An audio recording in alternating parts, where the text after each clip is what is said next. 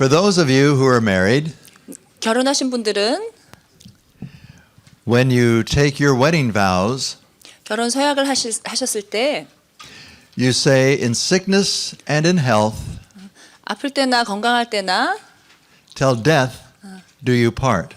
죽음이 우리를 갈라놓을 때까지 사랑할 것이라고 서약합니다. We say those words, but we really don't think about them very much. 그렇게 말은 하지만 이 서약에 대해서 많이 이렇게 곰곰이 생각해 보지는 않는 것 같습니다. Illness and death happens to other people, 병이나 죽는 일은 다른 사람한테 일어날 일이지 or so we think. 우리는 그렇지 않을 것이라고 생각합니다. How many of you here today are married? 결혼하신 분들 기혼자 한번 손들어 보십시오.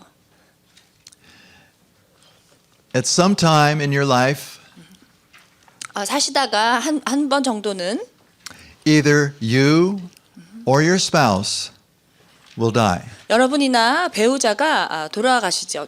죽게 됩니다. You don't expect it. 여러분이 기대는 하지 않으시지만 You don't want it to happen to you, 그리고 여러분에게 그 일이 일어나는 거 원치 않으시지만 but it does. 그런 일이 일어난다는 것입니다. I sit with people all the time 제가 항상 그런 분들과 함께 얘기할 기회가 있습니다. who have lost either a child or their spouse. 자녀나 배우자를 죽음으로 상실한 분들과 얘기할 경우가 많습니다. It's probably the most painful experience of your life. 아마 살면서 경험하게 되는 가장 고통스러운 일이지요. The death of a spouse is something that you will encounter for yourself if you're married and with your congregation. 배우자의 죽음은 여러분 자신이 경험하는 것이고 또 여러분 그 교인들과 함께 하게 되는 경험이기도 합니다. As you sit and listen to people, 여러분이 앉아서 사람들하고 그런 얘기를 하실 때 you have to really be aware of what you're experiencing inside. 여러분이 그런 분들이 그런 얘기를 할 때 내 안에서 어떤 일들이 일어나고 있는지 여러분의 생각들에 주목하시기 바랍니다. The pain of other individuals that you hear can sometimes become your own pain. 여러분이 듣고 있는 이 타인의 고통이 여러분 자신의 고통이 될 수도 있기 때문입니다. And as you sit with people in grief, 이래서 상을 당한 사람들이랑 앉아 계시면 you will have to find some way to let loose of what you have heard so that you can continue to function. 그래서 그런 얘기를 많이 들으신 다음에는 이것들을 어딘가에 이렇게 토해내시고 쏟아내셔야 또 여러분의 삶을 계속 유지하실 수 있습니다. Sometimes I pray and ask God to help me forget what I have heard. 때로 저는 내담자들이 해주신 말들을 제가 다 잊게 해달라고 기도합니다. If you have some unresolved losses and grief in your life, 여러분이 아직 미결된 이런 슬픔이나 고통이 상실이 있으면 how will you handle it when the person you're working with has the same experience? 여러분이 상담하는 그분이 동일한 경험으로 의논하고 싶을 때 어떻게 다루시겠습니까? Sometimes God brings people into our lives with the same loss that we have that we've not resolved yet. 때로 하나님은 나와 그 동일한 그 어려움을 겪은 분들, 상실 겪은 분들을 우리 삶 가운데 초청하십니다. 내가 그 일을 다루게 도와주기 위해서 그렇게 하십니다. It's important that you know what the little things are that will trigger off your own grief and loss again. 여러분의 상실이나 비통을 촉발할 수 있는 이 작은 사건들이 어떤 것인지 잘 주목하시기 바랍니다. I have sat with hundreds of couples who have lost children. 수백 명의 분들과 함께 앉아서 자녀들을 상실한 것에 대한 얘기를 한 적이 있습니다. And when I do, I know I'm going to hurt again, but that's all right. 그렇게 될 때는 항상 이번에도 내가 또 아프겠구나라고 생각하지만 괜찮습니다. Most of the time I do fine, but I know what my trigger is. It's when they bring out a picture and they say, here's Jimmy's picture. 보통 상담하는데 어려움은 없는데요. 예를 들어서 그 내담하시는 분이 이게 죽은 아이의 사진입니다 하고 보여주면 그때 제가 굉장히 저한테는 제 슬픔이 촉발됩니다. After you counsel somebody, you will have to have some way of recovering for yourself. 상담이 끝나면 여러분 자신이 회복되는 시간도 필요합니다. Some of the different things that I do, I pray, I have gardening. I love to work with the flowers. I have a pond in the backyard with wild fish in it.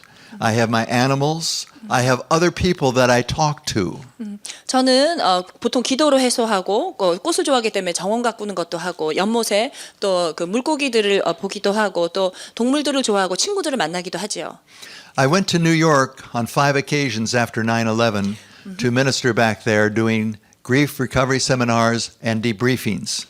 제가 그 뉴욕에서 9/11이 일어나고 5번 초청되어서 그 애통해하신 분, 상당하신 분들을 그 디브리프하고 상담하기 위해서 갔습니다. On my first trip, I called back to my wife and my daughter every night and just shared with them what I experienced and wept. 첫 번째 방문 때는 아내와 딸에게 매일 밤 전화를 해서 상황들을 설명하고 함께 울었습니다. What really helped me was on the flight home, and I did this on 3 occasions. I used the time on the airplane to handwrite out everything that I had experienced. 그리고 5번 중에 3번은 제가 이렇게 했는데 돌아오는 비행기 안에서 경험한 모든 것을 손으로 직접 그 내 마음속에 있는 것들을 다 쏟아냈습니다. 적어냈습니다. On the first trip back, I spent 3 hours writing on the airplane to just get it out of me. And handwriting is so important when you work with people who have been traumatized. 여러분 저는 그래서 첫 번째 돌아오는 비행기 안에서 3시간 동안 제 감정을 글로 다 써냈는데 이런 트라우마를 경험하는 분들이 이렇게 손으로 무엇을 써내는 것이 굉장히 유익합니다. In grief and trauma, everybody has to tell their story. 이런 비통이나 트라우마가 일어났을 때 일어난 일들을 설명해야 될 경우가 많이 생깁니다. So I wrote it and told my story that way, and I did it to get it out of me, but also I did it because I knew when I got home, everybody was going to say, what was it like? Tell me what happened. And there were some things I didn't even want to talk about. 제가 물론 제 안에 이런 많은 만감들을 꺼내기 위해서 적기도 했지만 집에 도착하면 사람들이 그곳에서 있었던 일들을 설명해 달라고 얘기할 것이었기 때문에 그리고 제가 다 나눌 필요가 없기 때문에 적어 놓는 것이 도움이 됐습니다. And so when I got home and people said, what was it like? I would say, well, thank you for asking here. And I gave them 5 pages, single space. 그래서 사람들이 그때 이번 여행에 대해서 설명해 달라고 하면 물어봐서 고맙습니다라고 얘기하고 싱글 스페이스로 5페이지 쓴 것을 다 나눠줬습니다. Don't try to keep it in for yourself. Share it with the Lord in prayer. Share it with other people and release it.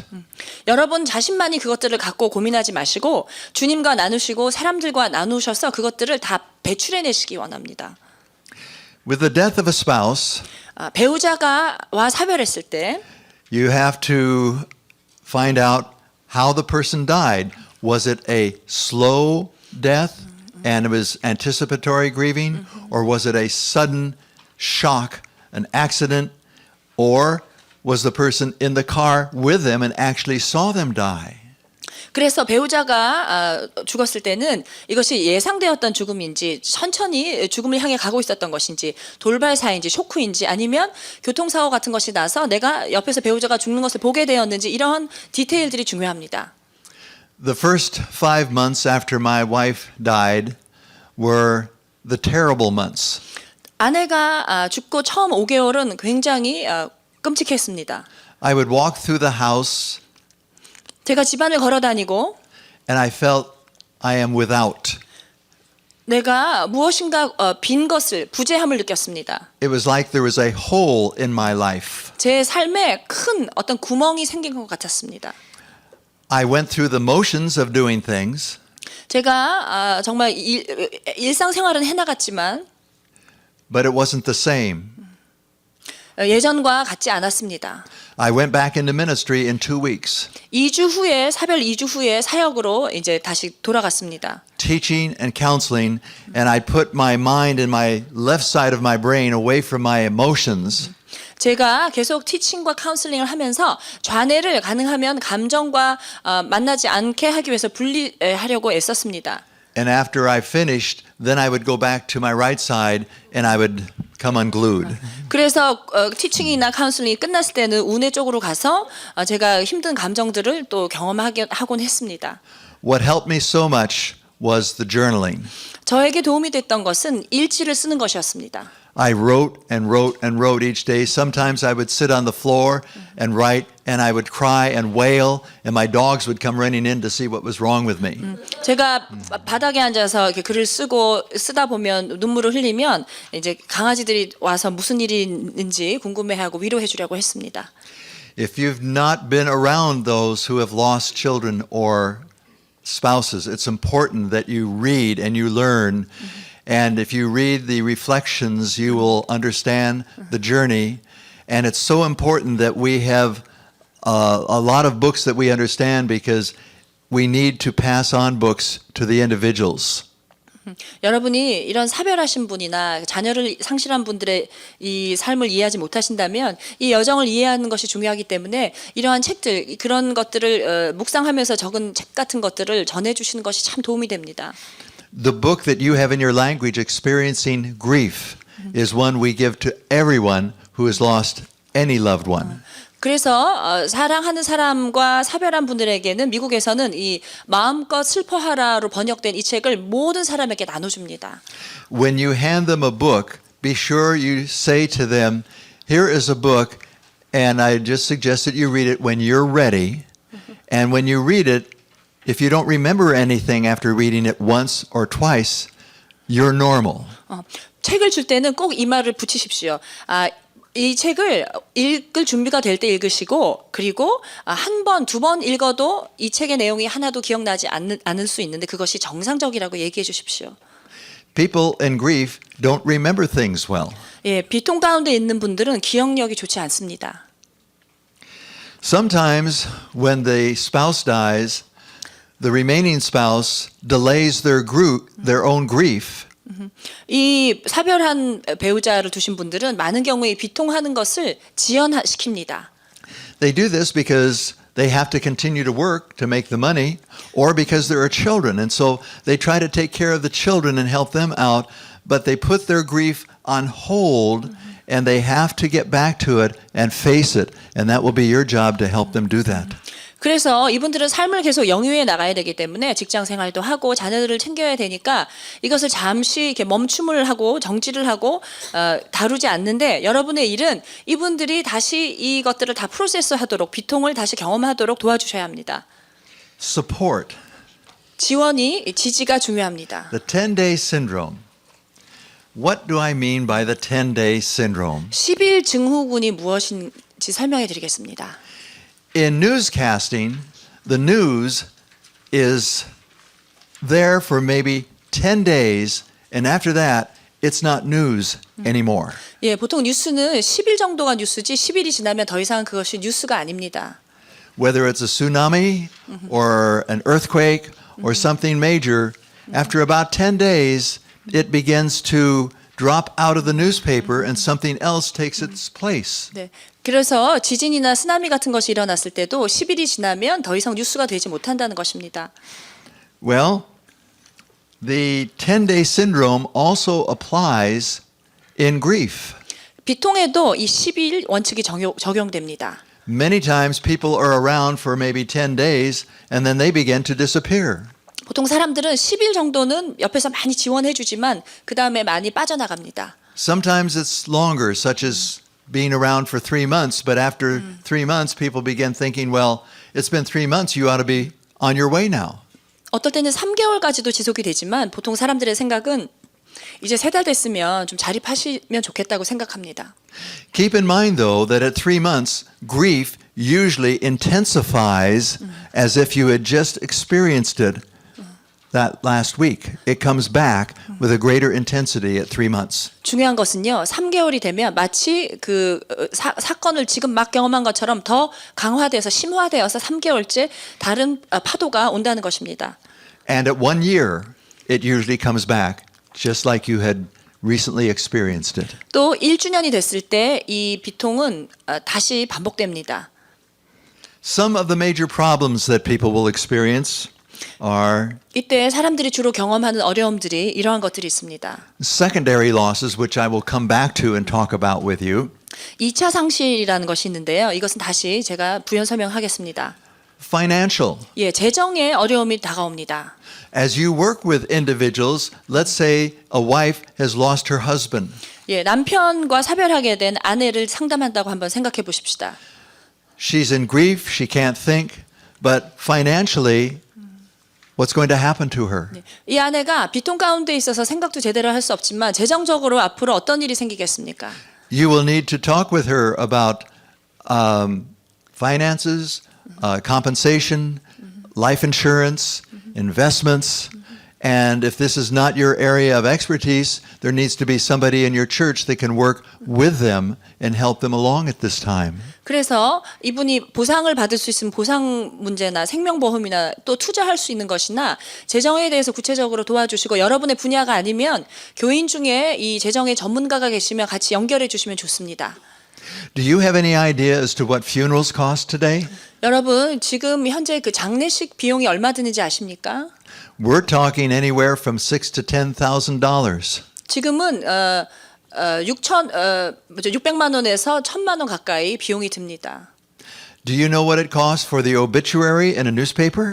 또 신문에 부고란 그 기록하는데 얼마가 드는지 아십니까? When I look at the obituary page now, I start figuring out that was $800, that was $1,200, that was $1,500 because I was shocked when I found out what they cost. 저는 이제 부고란을 보면 저건 800불짜리고 1,200불짜리고 1,500불짜리 광고네 이렇게 합니다. 왜냐하면 그것을 알게 되었을 때 굉장히 놀랐기 때문입니다. One way that you can help a person who has lost a loved one is to talk with them about what would you like to do during the holidays. 그리고 얘기하고 제안할 수 있는 것은 이제 명절 때 어떻게 하기 원하느냐고 의논해 보십시오. For the person who's lost a loved one at the holidays, there's an empty chair at the table. 왜냐하면 명절이 되면 이제 그 사랑하는 사람이 앉았던 자리가 빈 자리가 될 것이기 때문입니다. You need to find out what are the significant dates for this person, such as birthday, anniversary. Maybe for some it's the 4th of July, but also the Thanksgiving, the Christmas, the Easter. And many times other people around them have told them what they are going to be doing. 왜냐하면 특별히 생일이나 그런 결혼기념일이나 독립기념일이나 땡스기빙이나 이스터나 크리스마스 날 같은 때 이분이 주로 어떤 것들을 했는지 얘기해 보시고 아니면 주변에 있는 분들이 도와주실 수도 있습니다. And so I always come back and say, but what would you prefer doing? What would be best for you? 그러면 저는 그 당사자에게 이렇게 얘기할 때가 많습니다. 그런데 당신이 진짜 이 날 하기 원하는 것이 무엇이냐고 묻습니다. So as you sit with those, you find out what dates do you have coming up that will be difficult for you.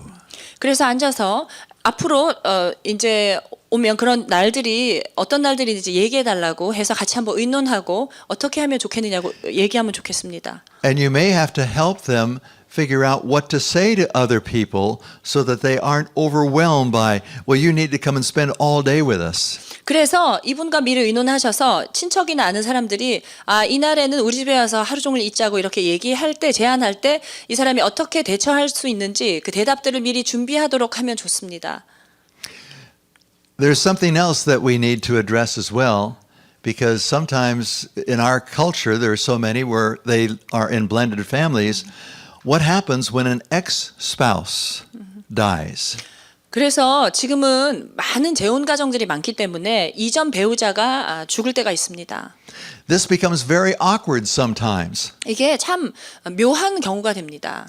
Here we have a woman who was divorced and she's remarried and she has a new family, and now all of a sudden her ex-husband was killed in an accident.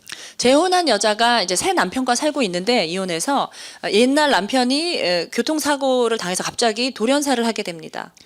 And so she wonders, what do I do? I have this grief coming back. I know we were divorced, but we are still together 20 years, and so I'm grieving over him. But do I go to the service or not?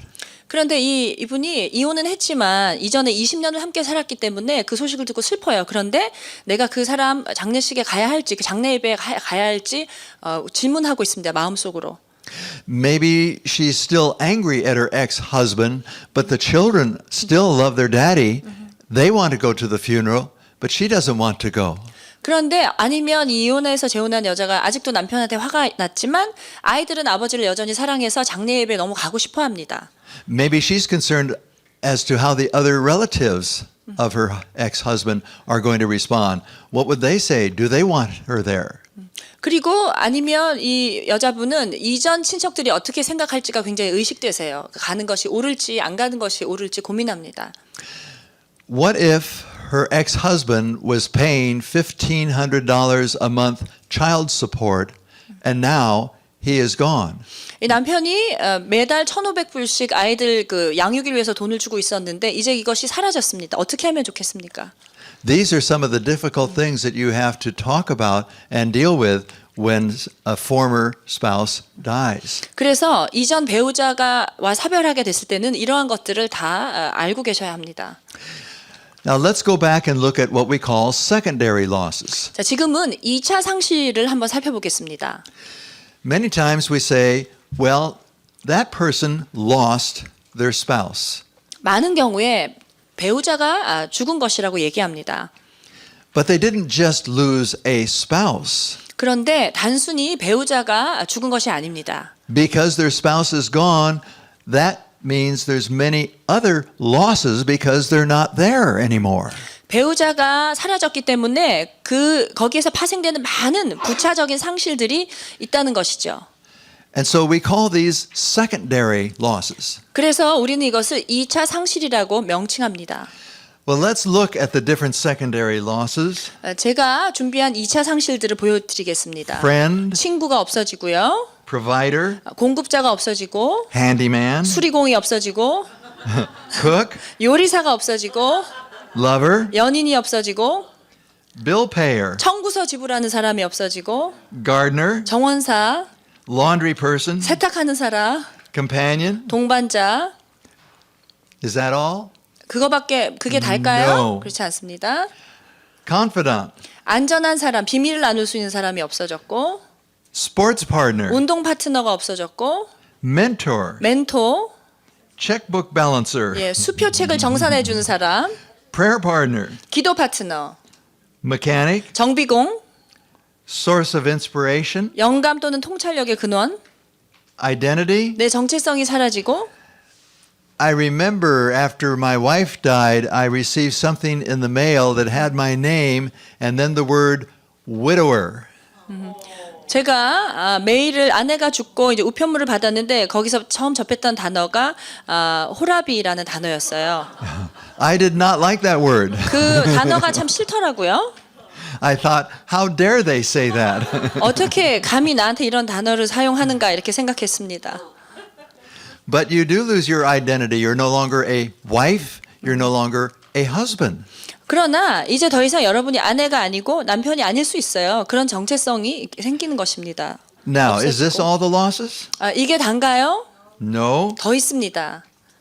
Teacher, 교사, motivator, 동기부여자, counselor, 상담가, business partner, 사업 파트너, protector, 보호자, errand person, 심부름꾼, organizer, 조직하는 사람, encourager, 격려하는 사람, in-law support, 인척 사돈의 후원, couples class. 부부가 함께 다녔던 교실. You no longer go there. 그런데 이제 가는 게 불편하죠. Financial adjustment, 재정 조정이 필요합니다. social adjustment, 사회적 적응이 필요합니다. feeling of safety, 이제 안전감이 사라졌습니다. tax preparer, 또 납세를 준비하는 사람이 없어졌어요. couple friends. 또 부부 친구들이 사라졌습니다. You see, one of the big losses when you lose a spouse is that your couple friends begin to diminish. 배우자 잃고 참 어려운 게요. 함께 만났던 부부 친구들이 많이 감소됩니다. You're single now, they're married, and for some, you could even be a threat. 여러분이 싱글이고 이제 그들은 두 사람이니까 어떤 사람들은 여러분을 또 위협적인 존재로 받아들일 수 있어요. Yeah. And so you wonder, where do I fit in? 그러니까 여러분은 도대체 내가 어디 가서 발을 붙일 수 있을까 이런 마음이 듭니다.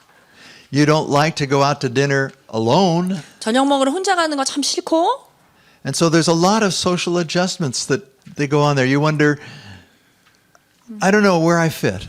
이런 사회적인 조정이 필요하다 보니까 도대체 내가 어디에 맞는지 모르게 되는 거예요. 어떤 그룹에 가야 하는지.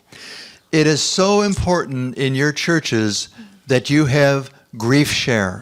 그래서 교회에서 이런 비통이나 상당한 분들이 함께 지원할 수 있는 그 그룹이 교회 안에 있는 것이 중요합니다. In Bakersfield, where I live, we have 11 churches that have grief share. 제가 살고 있는 베이커스필드에는 11개 교회가 이런 그 비통을 나누는 지원 그룹이 있습니다. One year, one of the grief shares was just for parents who had lost children. 한 해에는 자녀를 잃은 부모님들만 모이는 그런 모임이 있었어요. Last year, we had one where most of the people had lost a loved one to suicide. 작년에는 사랑하는 사람이 자살한 분들이 함께하는 모임이 있었습니다. At least in our experience, one of the things you will find is that the majority of people there in the grief share will be women. 그런데 재밌는 것은 대부분의 이런 비통 그룹에 오시는 분들이 다 여자분이었어요. And if one or two men come, they look around and say, well, where's all the other men? And then they don't come anymore. 그런데 남자분들이 한두 명밖에 안 오시면 안 오게 되시는데 이렇게 생각하죠. 남자들은 이 남자들이 안 오니까 이 모임에 오는 게 불편해지는 거예요. One of the things that we want to do in Bakersfield is have a grief share just for men. 그래서 제가 이제 원하는 그룹은 이 비통 그룹을 남자들을 위한 그룹을 만드는 거예요. This is very, very important. 아주 중요합니다. Your ministry to the widows or the widowers is very, very vital in your church. 교회에서 홀로 되신 남자분이나 여성분들을 위해서 사역하는 것이 아주 중요합니다. Please be sure that you read a lot of the books and fill your reservoir with a lot of information. 여러분 이런 관련 서적들을 많이 읽으셔서 여러분의 탱크가 이런 정보로 많이 채워지게 하십시오. You never know when you will need to go to that information and share an idea or share a book with somebody or share a pamphlet with somebody. 여러분이 이렇게 저장해 놓으시면 언젠가는 아이디어가 여기서도 나오고 책을 권유할 수도 있고 팸플렛들을 갖고 갈 수도 있기 때문입니다. In the book Helping People Through Grief, it starts with a letter from one of my counselees. 처음 제가 그 사람들이 비통하도록 돕는 그 책 처음에는 제가 도왔던 내담자의 편지로 그 책이 시작됩니다. He was a man who was not real good at verbalizing things or feelings, but when he wrote, it was like a different individual. 제가 이 만났던 상담했던 형제는 말로 표현하는 것, 감정을 표현하는 것이 어려웠던 분인데 편지로 쓰고 글로 쓰고서 딴 사람이 됐어요. He had lost his wife after 20 years of marriage. 20년 함께 산 아내와 그 사별한 형제였는데요. And he learned to pray to the Lord that God would heal his heart one stitch at a time. 이분은 하나님한테 기도해서 어떤 걸 배웠냐면 하나님이 한 땀씩 바늘에 한 땀씩 도와주시는 그 도움을 받는 훈련을 받은 형제예요. It was funny because just recently my wife met this gentleman who has gray hair and is very distinguished and handsome looking. 제 아내가 최근에 이 형제분을 만났는데 굉장히 그 은발의 신사고 아주 멋진 분이었어요. And as soon as he left, her first thought was, now who could I get him to meet? 그러니까 아내가 첫 번째 얘기가 저 사람 누구 소개시켜 주지? 이런 얘기를 했어요. I think she was trying to be a matchmaker. 누군가를 매치메이킹을 해주고 싶어 했던 것 같아요. Well, many people don't just experience a loss, but the loss is what we call the crisis. 그냥 상실만 경험하는 것이 아니라 이 상실은 보통 위기로 함께 접목됩니다. A crisis usually goes through 4 different phases. 이 위기는요, 4가지 국면을 함께 경험하게 됩니다. The first phase up here is called impact phase. It's like I said yesterday, when somebody hits you over the head and you're just sort of stunned, you're off balance, you have no equilibrium, you're just non-functional. 첫 번째 단계는 충격기로서요. 마치 이렇게 머리에 뭘 한 대 맞은 것 같이 평정을 잃게 되고 균형을 잃게 되고 멍한 상태입니다. And this usually lasts for a few hours or up to a few days. 이 국면은 보통 몇 시간에서 며칠 정도 지속됩니다. And it's like life isn't real at this time. 이때 삶이 이렇게 실제적이지 않아요. 진짜 같지 않아요. It could be the shock of having your spouse tell you that they want a divorce, or you've been in an abusive situation, or you've been in an accident. 내가 사고를 경험했을 때나 학대를 경험했을 때나 남편이나 아내가 이혼하자고 했을 때 이런 걸 경험합니다. I work for a company and I'm called out when there's a death in one of the businesses in our area or there might be a bank robbery. 저는 주로 갑자기 그 누가 사망했거나 은행 강도가 들었을 때 도움을 요청받는 그런 일을 합니다. And when I walk in, usually people are just sitting there kind of stunned. They're not functioning well. 그래서 제가 이렇게 연락을 받고 도착해 보면 그 장소에 있는 사람들은 보통은 굉장히 망연자실해서 멍해서 있습니다. I remember the first bank robbery I went to do a debriefing with the people there. 제가 한번 은행 강도 당한 후에 사람들과 그 디브리핑을 하기 위해서 찾아간 적이 있어요. The teller that had been robbed said, the gun he had in my face was this, the barrel was this big. 제가 그 은행 직원, 그 텔러가 얘기하는데 저를 그 공격했던 그 강도의 그 총구가 이렇게 커 보였어요라고 놀라서 얘기했습니다. And he said the bank robber was in front of me for 5 minutes. 그리고 그 강도가 제 앞에 5분이나 있었어요라고 얘기했어요. But the video showed he was there just 23 seconds. 그런데 비디오를 보니까 딱 23초 서 있었었는데 5분으로 느낀 거예요. I remember coming home after debriefing my first bank robbery. 그래서 제가 은행 강도를 이렇게 평가하고 이렇게 돌아오는 길에서 And I said to her, I really enjoy doing these bank jobs. 제가 아내에게 이거 은행 강도 난 다음에 디브리핑 하는 거 참 재밌네 이렇게 얘기했어요. And she said, I think you need a new terminology rather than bank jobs. 여보 그 은행 말고 다른 표현을 좀 쓰시라고 이렇게 얘기했습니다. That's the terminology that the robber uses. bank job. Bank job. Oh, 그, yes. 예, 은행 강도들이 은행 일이라고 보통 얘기를 한다고 해요. So when a person hits a crisis, they are in a sort of a, they have to make a decision. Should I stay here and deal with it or should I run and go away? 그래서 위기에 당면한 사람들이 내려야 될 결정이 있지요. 이 자리를 피하지 말고 대면을 할까 아니면 뒤로 후퇴할까 이렇게 생각합니다. If their pattern has been to confront problems directly in their life, that's what they will do now. 평소에 대면을 하던 분들은 이때도 위기 때도 대면을 하십니다.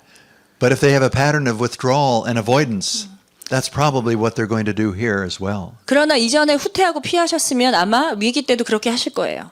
The best way to describe their thinking is that it is numb, it's disoriented, it's they have no insight ability. The feelings are just raging, they're just overwhelming. 이때 드는 생각은요, 굉장히 무감각하고 멍하고 방향 감각을 상실하고 통찰력이 제한되고 감정이 홍수처럼 몰려와서 압도하게 됩니다. Now put your hand on your right side of your head. 여러분은 우뇌 쪽에 손을 한번 대보십시오. It is this side of the brain that is overwhelming everything else in the brain. 이 우뇌가 뇌 전체를 압도하고 다 이렇게 휩쓰는 그런 시간입니다. Many times the people will try to search for what they have lost to try to get it back. 사람들은 이때는 상실한 것을 막 찾아서 다시 찾으려고 노력합니다. And they reminisce and they talk about it. And it's so important to help people tell their story. Tell me what happened. I would like to hear what happened to you. 이때 사람들은 자주 그 회상하면서 되씹으면서 무엇이 상실됐는지 얘기하는데 그렇게 하도록 격려해 주십시오. 다시 그들에게 가서 당신이 경험한 것을 듣고 싶다고 계속 격려하십시오. There are 3 things you do with a person in grief or crisis right at the beginning. 비통이나 위기에 있는 사람에게 여러분이 해야 되는 3가지 중요한 일들이 있습니다. 1, 첫 번째, have them tell their story. 그들의 얘기를 여러분에게 들려주게 하십시오. 2, 두 번째는 normalize for them what they are experiencing. If I had gone through what you've been through, I would be feeling the very same. 그 사람들이 나누는 것들이 정상적인 것으로 느끼게 해주십시오. 나 같아도 그렇게 했겠네요라고 이렇게 자꾸 얘기해 주십시오. And thirdly, educate them as to what to expect. 그리고 그분들이 예상할 수 있는 것들에 대해서 교육해 주십시오. So we have them tell their story, we normalize for them, and we help them understand what to expect. 그래서 얘기를 하게 하시고 정상적으로 느끼게 해주시고 그분들이 앞으로 예상할 수 있는 것들에 대해서 교육해 주십시오. As you counsel a person like this, how much of the time should you be talking? 그러면 이렇게 상담하다 보면 여러분은 얼마 정도 얘기해야겠습니까? 15 to 20%. Very good. 예, 좋습니다. Very good. 15에서 20% 정도만 얘기하십시오. Okay, let's say that you're meeting with somebody and they're in this first impact phase of a crisis. 이제 여러분이 바로 이 충격기에 있는 사람과 만나셨어요. One of the fears that a person has when they're in grief is that no one will listen to them and they will be forgotten. 이 비통 가운데 있는 사람들이 갖고 있는 큰 두려움 중에 하나는요. 아무도 내 얘기를 듣고 싶어 하지 않을 것이고 나를 잊어버릴 것이라고 하는 것입니다.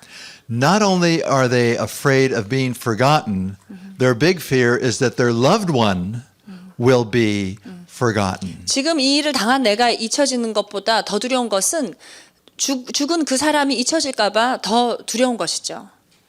If you had the loss of a loved one and you came to me, 사랑하는 사람을 잃었어요. 그리고 저한테 왔다고 할 때 in the first 5 minutes, one of my questions to you would be, what was their name? 처음 5분 동안 저는 이런 질문을 할 것 같아요. 그 사람 이름이 뭐죠? And from that point on, I will always refer to them by their name. 그 다음부터 저는 계속 그 인물을 등장할 때마다 이름을 사용해서 그 사람을 지칭한다는 거예요. 돌아가신 분에 대해서. Not he or she or them, but Jim or Mary. And that helps them because their fear is my loved one will be forgotten. I want to hear their name. 그 고인에 대해서 그분이나 이렇게 표현하지 않고 이름을 사용해서 표현했을 때 이 사별한 분이 갖고 있는 두려움, 고인이 잊혀질 것에 대한 두려움이 사라진다는 것입니다. At this time, do we share scripture with them? 이때 그럼 성경 말씀을 나누는 건 좋을까요? 일국면 때? Not yet. 아직 놔두지 않는 것이 좋겠다고 하십니다. We don't know where they are spiritually. 그분들이 영적인 상태를 모르기 때문에 Do we pray with them? 그분들과 그럼 기도하는 것은 좋습니까? If that person wants, maybe. Okay. We have not yet. 두 Yes, 가지 not yet. 의견이 그분이 원하면 Okay. 아직 아니다 이렇게 얘기하셨어요. I need to find out if they're angry at God. 여러분이 알아내셔야 하는 것은 이분이 지금 하나님한테 화나 계신가 하는 것이에요. And at the end of the session, we could say, would you like me to pray with you or not? I could do either one, whatever you're comfortable with. 상담이 끝나갈 때쯤 이렇게 질문하시는 것이 좋죠. 기도하는 것 어떠시겠냐고. 그래서 그분이 편안해 하시면 하시고 원치 않으시면 안 하셔도 괜찮습니다. We don't want them to feel obligated to do that. 꼭 기도하지 않으면 안 되는 것처럼 이렇게 의무감으로 하는 것은 좋지 않다는 것입니다. But what you can do 여러- is be sure that you pray for them during the week. 그러나 만약에 그분이 원치 않으셨을 때 할 수 있는 것은 주중에 그분을 위해서 기도하십시오. 중보해 주십시오. I've taught here at Talbot Seminary ever since 1965. I started a private practice in 1968, and I kept that until about 1995. I still teach here at the school because I start teaching again next week up in Bakersfield. So let me just translate. Oh, I'm sorry. 예, 그래서 제가 처음에 탈봇에서 1965년도에 가르치기 시작해서요. 1968년도에 개인 클리닉을 오픈해서 95년까지 갖고 있었고 지금도 탈봇에서는 가끔 강의도 합니다. I had a counseling center in Santa Ana and Tustin, and when I had my private practice, one of my commitments to each counselee was I would pray for them each day by name and issue. 제가 산타아나와 터스턴에 제 클리닉이 있었는데 그때 제가 하나님께 헌신한 것은 내담자의 이름을 직접 부르고 그들의 문제를 놓고 구체적으로 매일 기도하는 것이었어요. I would be faithful in doing this 80% of the time. 그래서 제가 한 80% 정도는 그렇게 성실하게 한 것 같아요. I allowed myself 20% of not doing it. 한 20% 정도는 잊고 하지 않은 적도 있습니다. But by praying for them by name and issue, when they walked in, I didn't have to look in a file to try to figure out what's going on with them. 그러니까 이름 불러서 문제를 구체적으로 기도하다 보니까 그분들이 오셨을 때 파일을 찾아서 다시 보지 않아도 알고 있었어요, 제가. And it also reminded me that I am not the one to bring the healing, but it's the Lord. 또 이것을 치유하는 것이 주님이고 내가 아니라는 것을 상기시킬 수 있었습니다. Some of you might take on too much responsibility for the people you work with. 여러분이 돕는 분 때문에 과다의 책임감을 지려고 하시는 분들이 계시는 것 같아요. And that begins to generate stress in your life. 그러면 여러분이 굉장히 스트레스를 받게 되십니다. Phase 2 of 예. a crisis. 두 번째 국면에 대해서 설명해 드리겠습니다. We call this withdrawal or confusion. 이때는 후퇴하던지 혼란 가운데 있게 됩니다. It's like looking at a person and they're standing there just sort of scratching their head with a blank stare and they don't know what's going on. 변면 얼굴을 찡그리고 있거나 이 사람들이 무엇을 해야 할지 모르는 아주 그 혼란스러운 상태입니다. This can take days to weeks. 며칠 또는 몇 주가 걸리죠. And they have very intense emotions now because the shock or the numbness has worn off and they feel drained and they feel anger and sadness and fear and anxiety and rage and guilt and they're all over the place and they come and they go and they come and go during the day and sometimes they're numb and they don't feel anything and then they come raging back. 이때는요. 강렬한 감정들이 동반됩니다. 처음에 쇼크나 이런 마비됐던 것들이 많이 사라졌기 때문에 아주 그 생생한 그 아픔들이 느껴지기도 하고 또다시 마비가 오기도 하고 감정의 마비가 오기도 하고 분노나 슬픔, 두려움, 걱정, 우울함, 광분 이런 그 굉장한 그 죄책감들이 막 몰려오기도 합니다. And many times you will hear them ask you, will these ever go away? Will they ever get out of my life? 이때 주로 하는 질문들은 이런 얘기를 하시죠. 이게 언제쯤 끝날까요? 이게 끝날 때가 올까요? 이게 계속 이렇게 될까요? 이 현상이 이런 질문을 하게 됩니다. And I usually say, you're probably not going to believe what I'm going to tell you, but there will come a time when these will diminish, they will go away, they'll come back again, maybe not as strong, but they will in time, and I'm talking about months, begin to subside. 그러면 제가 이렇게 얘기합니다. 믿기지는 않으시겠지만 이것들이 계속 감소되고 줄어들고 그러나 다시 왔다가 또 돌아가기도 하지만 약화돼서 수개월이 지난 후에는 정말 거의 많이 사라지게 될 것이라고 얘기합니다. They might not believe you because they don't have any faith or hope at this time, so you're going to have to loan them your faith, your hope, your beliefs. 그래서 이분들은 여러분이 하는 얘기를 믿지 않으실 거예요. 믿음과 소망이 없기 때문에. 그렇기 때문에 이때 여러분이 주셔야 하는 것은 여러분의 믿음과 여러분의 소망과 신념을 나눠주셔야 합니다. At this time, their thinking ability is really limited, as you can see up there. 네. There's uncertainty, there's ambiguity, things are not clear for them. 지금 이분들이 앞에 있는 것들을 정확하게 보실 수 없기 때문에 불확실하고 애매모호하고 사고력이 제한될 수밖에 없는 국면입니다. Many times they begin to engage in bargaining. Oh God, if you'll just change this for me, I'll tithe the rest of my life. Or I'll be there every Sunday in the service, morning and evening. 이분들이 이때 많이 하나님한테 타협을 하죠. 하나님 제발 도와주시면 제가 앞으로 11조를 계속하겠습니다. 아니면 예배도 아침 예배, 저녁 예배 다 가겠습니다. 이런 식으로 너무 힘들기 때문에 협상을 하기도 합니다. Or they might try bargaining with the other person. I will do this and this and this if you won't leave me. 아니면 다른 사람에게 협상을 하죠. 나를 내 옆에 떠나지 않고 있어주면 내가 이런 것들을 해주겠다고 얘기합니다. Or they engage in what we call detachment. They distance themselves. They say, well, you know, I dated that person for 3 years and they broke up with me, but it's for the best because after 3 years you find all sorts of defects in another person. 여러분 그래서 이런 분들이 이탈하는 그 행동을 하기도 하는데 뭐 어찌되었던 내가 3년 데이트하고 헤어졌기 때문에 이 사람에 대해서 상대방에 대해서 좋지 않은 많은 것들을 발견했다고 생각합니다. This is just another word for denial. 이것은 사실은 그 문제가 있어서 헤어졌다고 핑계대는 부인인 것입니다. Now the searching behavior that they engage in, 이런 분들이 이 제2 국면에서 하는 행동들은 they don't really know what to do. 어찌할 바를 모릅니다. They're puzzled. It's unclear at this time. 불분명하고 어리둥절해 있습니다.